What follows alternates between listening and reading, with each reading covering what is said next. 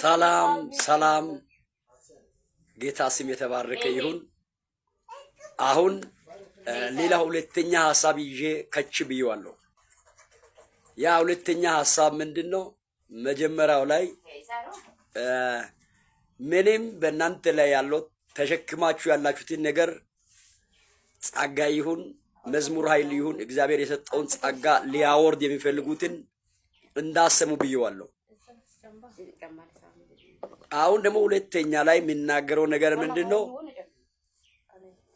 አንዳንድ ሰዎች መልካም መንገድ መልካም ጸሎት እየጸለዩ እየሄዱ ትክክለኛ ኮሜንት አልመጣልኝም ኮሜንት አልበዛም እያሉ መጀመሪያ እየሄዱ ያሉትን መስመር ቀይሮ ማለት ነው። መጀመሪያ ያለውን ኮሜንት ይቀይሩና በቃ ኮሜንት ለማምጣት የሆነ ነገር መልካም ኮሜንት እንዲጻፍ እያለ የሆነ ነገር ለማድረግ ሌላ ከመጀመሪያው ሐሳብ ወደ ሌላ መስመር የሚወጡ ሰዎች አሉ።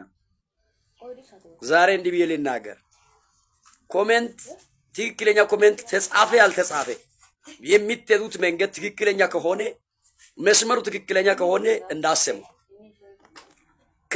ከመጀመሪያው መስመር እንዳትወጡ እየሄዳችሁ ያላችሁት መልካም ስለሆነ ኮሜንት አልመጣልኝም ጥሩ ኮሜንት አልመጣም ሰው እየገባ ላይክ ያደረገ አይደለም ብላችሁ የመጀመሪያውን ትታችሁ አሁን ሰው እንዲጽፍ የሆነ ጥሩ ነገር እንዲጻፍ ወይም ላይክ ሰው እንዲያደርግ መጀመሪያውን መልካሙን ነገር ትታችሁ አንድ የሆነ የሚያስቅ ነገር ጋር የሆነ ነገር ጋር ይላካችሁ ምናምን እያላችሁ መስመሩን አታበላሹ።